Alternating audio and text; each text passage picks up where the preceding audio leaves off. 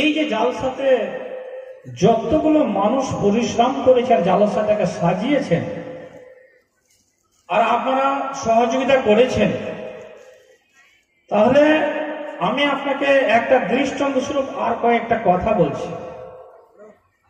আমি বলেছিলাম কি যে এই কোরআন মাজিদ মানুষকে ছোট লোকই থেকে বড় লোক করে দিতে পারে, সম্মানী অসম্মানী থেকে সম্মানী জায়গাতে হাজির করে দিতে পারে।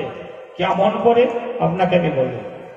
আজ ভারতবর্ষের মাটিতে, অর্থাৎ শুধু ভারতবর্ষের মাটিতে নয়, সারা বিশ্বের মাটিতে কোরআন মাজিদকে নিয়ে কিছু এক দল মানুষেরা মনে হচ্ছে বিশৃঙ্খলা সৃষ্টি করেছে। তারা ছিনিমিনি, তারা নিজেকে লাঞ্ছিত ঘৃণিত হয়ে তারা নিজেকে এমন জায়গাতে নিজেকে তারা দাঁড় হতে যাচ্ছে যে কোরআনকে যদি আমরা মুছে ফেলে দিতে পারি, আমরা উড়িয়ে দিতে পারি, তবে আমরা নিশ্চয়ই মুসলমানেরাকে আজ আমরা পদদলিত, লাঞ্ছিত, ঘৃণিত, অপদস্থ করতে আমাদের অসুবিধা হবে না।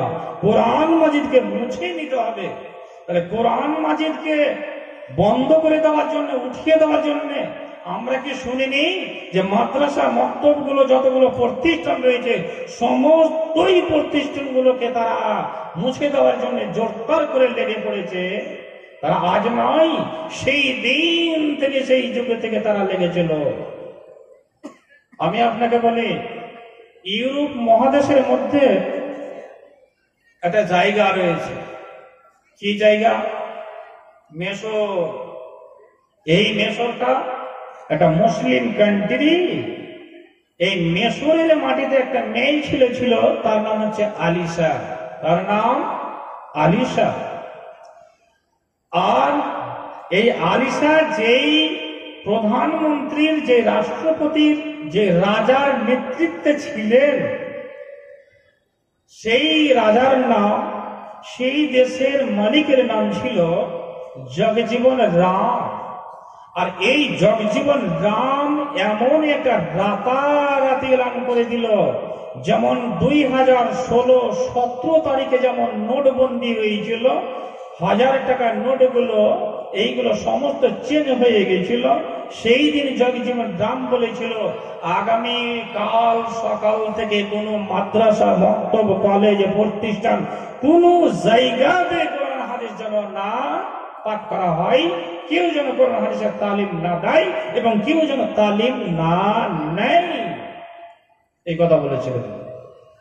একটা মেয়ে ছেলে, তিনি কত বড় তার জ্ঞান গরিমা ছিল, কতটুকু সেই মা বুদ্ধিজীবী ছিলেন, কতটুকু সেই আল্লাহওয়ালী ছিলেন। তিনি ভাবলেন, মানুষ যদি কোরআন ও হাদিস শিক্ষা অর্জন না করে তবে তো মানুষেরা অন্য করে পড়ে যাবে, মানুষেরা হালাল হারাম, মানুষেরা তো যাই না যাই, মানুষেরা হক না হক, মানুষেরা তো অসভ্যতা থেকে সভ্যতার যুগে আসতে পারবে না, মানুষের তো দেশে উন্নতি করতে পারবে না। তাহলে মানুষের ছেলে মেয়েরাকে মানুষ করতে গেলে তাহলে এই কোরআন মাজিদ অবশ্যই আমাদেরকে তালিম নিতে হবে, দিতে হবে। তিনি শুরু করলেন কোরআন মাজিদের তালিম নিতে, আর তালিম দিতে শুরু করলেন।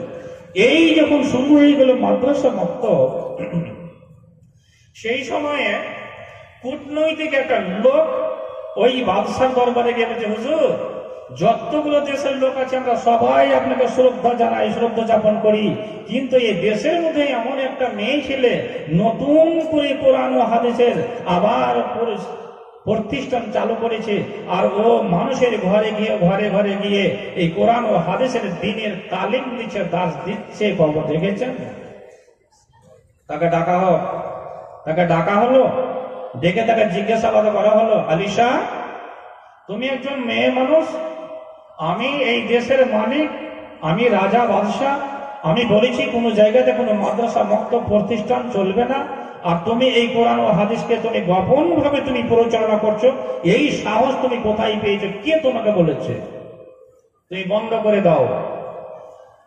তো বন্ধ যদি করে দিতে হয়, দেশে কতগুলো জিনিস আমরা বলি যে এতগুলো মুসলিম কান্ট্রির উপরে, দেশের উপরে ওই আমেরিকা সরকার, ব্রিটেন সরকার, ইহুদি খ্রিস্টানেরা এত অন্যায় অত্যাচার নির্যাতন চালিয়ে যাচ্ছে, হাজার হাজার শিশুকে, হাজার হাজার মায়ের পেটে যে সুসন্তান রয়েছে তাদেরকে মাটিতে ধুলি সব করে দিচ্ছে। তরুণ নজওয়ান যুবক ছেলে আছে, ভাই আছে, স্বামী আছে, বাবা আছে, আর তার সম্মুখীন তাদেরকে ধর্ষণ করা হচ্ছে। হাজার হাজার সকাল আর রাত ইনি টাইম তাদেরকে বম মেরে মেরে মেরে মেরে মাটিতে মিশিয়ে দেওয়া হচ্ছে। মুসলিম কান্ট্রি গুলোকে ঘুমাচ্ছে, বলে না এমন কথা? আমরা কি বলি না? তাহলে আমরা যাদের মধ্যে ঈমান আছে এই কথাগুলো আমরা আলোচনা করি, আর যাদের মধ্যে নেই তারা বলে ছাড়ো, যেখানে আছে সেখানে হতে দাও, নিজের জায়গাতে দেখো, নিজের পেট পিন্দন দেখো। ভাইজান, তো আলিশাকে বলা হলো, আলিশা তখন বলেছিলেন, বাদশাহ সাহেব আপনি যে এলান করেছেন যে কোন জায়গাতে মাদ্রাসা, মাক্তবে, কোন প্রতিষ্ঠান কোরআন হাদিসের চলবে না, আপনি শুনেন আল্লাহ বলেছেন কুল নুন ওয়াল কালামি ওয়া মা ইয়াসতুরুন মা আনতা বিনি'মাতি রাব্বিকা বিমাজনুন। গো জগ জীবন, আল্লাহ এই পৃথিবীকে যেদিন সাজিয়েছেন, যতগুলো মানুষকে, যতগুলো মাখলুককে, এ গাছ গাছালাকে, জমিন আসমানকে সৃষ্টি করেছেন। এ বাদশা মশাই আপনি ভালো করে শুনে নেন, সর্বপ্রথমে আল্লাহ সর্বপ্রথমে এই কলমকে আল্লাহ সৃষ্টি করেছেন। ও জগ জীবন আপনি শুনেন,